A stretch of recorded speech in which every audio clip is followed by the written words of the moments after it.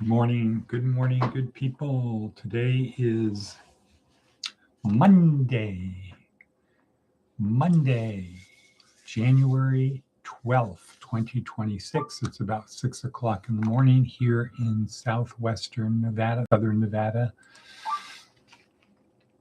My name is Edward Bevilacqua. This is Department of Career Services, where our goal is to help our students and interested people on their journey through this life.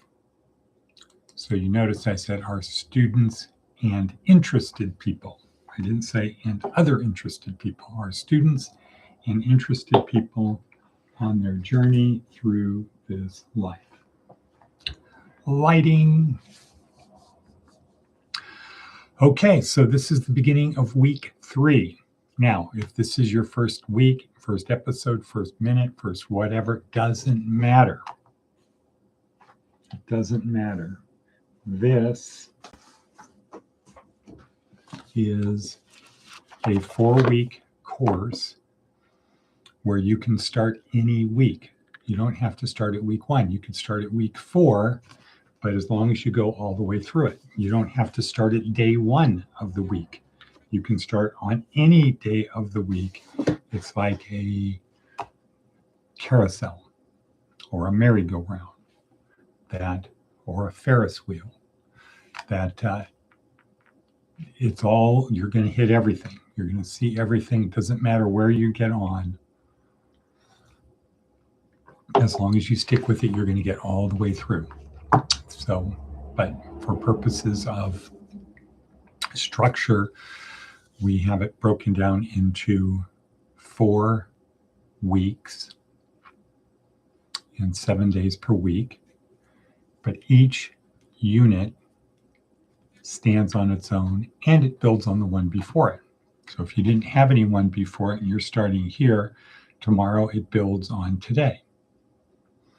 You'll be like, okay, I got a lot out of this, When you get over here, be like, now I'm getting a lot more out of that I did 3 weeks ago. And then it'll all come together like a jambalaya. Okay? So don't worry about it. But this is day 1 of week 3. Outside my skull-sized kingdom. Last week was inside my skull-sized kingdom. This is outside my skull-sized kingdom. And when I peer outside of my skull-sized kingdom, usually I live within my skull-sized kingdom. The world revolves around me. But if I take a look outside of that, what do I notice? Other people who think what? They think the world revolves around them. Yeah, they think the world revolves around them, but I know it revolves around me. However, I can't be successful. I can't have a lot of money, times, meaning, and purpose, acting such that everything I do matters in service to others. I can't be successful if I don't have other people helping me. So I need to get these other people to help me so I can be successful. And I need to figure out, or I need to understand, how do I get them to help me? And that's what this week does. Over the next few days, we're going to learn how people operate, including ourselves, taking into consideration what we learned about how our brain works, our overview and orientation, so we are able to answer the questions, who am I and why do I behave the way I do, so that in any given instance, I can dial in who I need to be right now. Okay, so we will get into it. But first of all, our theme of today, outside my skull-sized kingdom. What a coincidence. Okay. Our advice from an 80-year-old: choose your life's mate carefully. From this one decision will come 80% of your happiness or misery. Choose your life's mate carefully. All right. How about Seth Godin? What does Seth have to tell us today? Not trying very hard. So he says, this is not the same as not working very hard. In fact, they're very different. We've been indoctrinated to avoid trying hard, too risky and emotionally fraught, and to resign ourselves to working hard, held up as a virtue. And I've got my contacts, I guess are kind of dirty. And to resign ourselves to working hard, held up as a virtue. Okay, so working hard is held up as a virtue. Trying hard is risk. It's emotionally fraught. People who work in productivity-focused jobs where they follow the manual work very hard. If you buy a Subway franchise, you're buying years of hard work. The more hours you put in, the better your profits. If you work on an assembly line, making chocolate or writing code, the boss pushes you to work harder and harder. On the other hand, there are projects where the customers are less certain and when the manual isn't as complete. In these sorts of projects, we need to use our judgment and insight. We do things that might not work. There are few prizes for longer work, but plenty of upside for better work. We're surrounded by businesses staffed by hardworking people who have been trained to not try very hard. So they stick with the policy and avoid innovation, customer delight, and connection. Ironically, when it's our turn to be the customer, we often seek out precisely the opposite. Humans are drawn to folks who care enough to try a bit harder. Interesting. Try harder, not trying harder, is what we're conditioned to do. We're conditioned to work harder, but not try harder. I think there's a lot there. I think there's a lot to munch on there. Bonk. And yeah. Okay. So I am in week 2. This is the book I have to read, half of this book, and it is slow. This is not a novel. This is, what does that word mean? What are they trying to say? Through every page. Figure 150 pages at 3 minutes a page, 450 minutes divided by 7 hours. Yeah, about 10 hours. Okay, but c'est la vie, c'est la vie. Tonight is the NAN meeting in Las Vegas, which I plan to attend. I'd like to get somebody to go with me. I would like to get somebody to go with me, but probably not. People don't want to try very hard, and they worked hard that day. So we'll see. But it's an important cause that we need to do. So, yeah. yeah. Righto.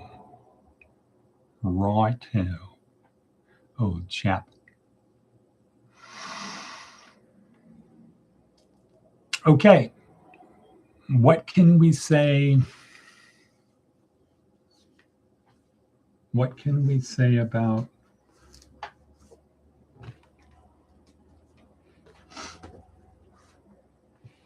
what David Logan talks about? Okay, so David Logan, USC professor.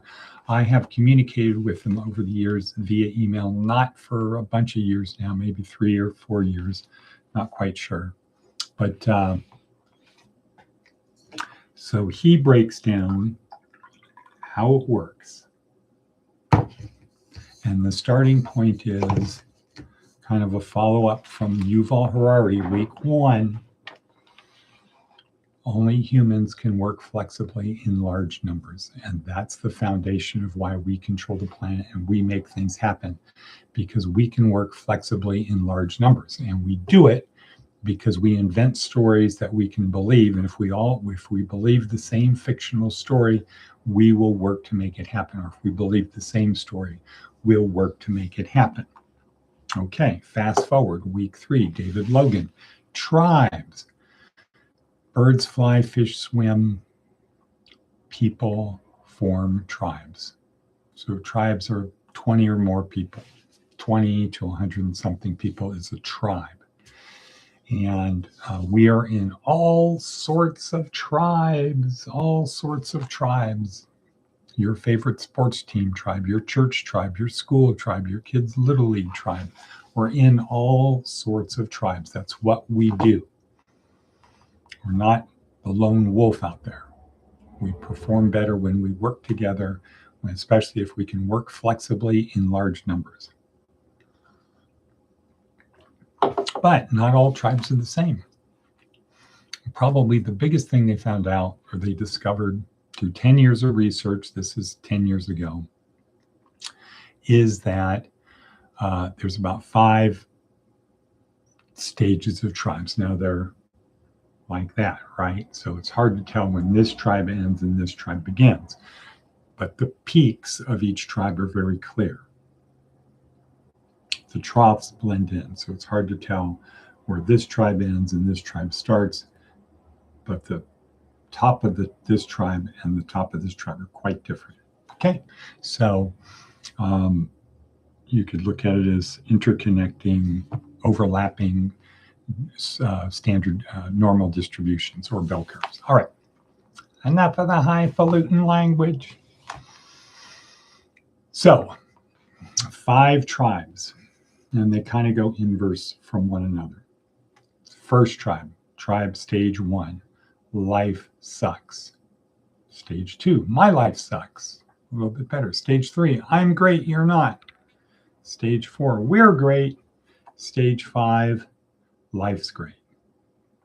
So we can go at that again. Life's great. The opposite of that is life sucks. We're great. My life sucks. And then I'm great, you're not. So I'm great, you're not. I'm great, you're not. I'm great, you're not. My life sucks, life sucks. I'm great, you're not. I'm great, we're great, life's great. Okay, those are the 5 peaks of the different type of tribes, and they are overlapping bell curves. Okay, so you could be in my life sucks, but I'm sort of feeling like I'm great and you're not. But when you get to the point of I'm great, you're not, it looks very different from the top point of my life sucks. Okay, so let's break them down. But before we break them down, that's not the important thing. The important thing is that our job in getting people to help us become successful is to join a tribe, but we're in tribes. So we might go into a new tribe or whatever, but we want to nudge the tribe forward. So whatever tribe we're in, we want to nudge it forward. And nudging is kind of like, hey, homie, let's go. Or come on, let's go. Not let's go or move it. Okay, nudging is gentle, where people willingly go along. It's not as much as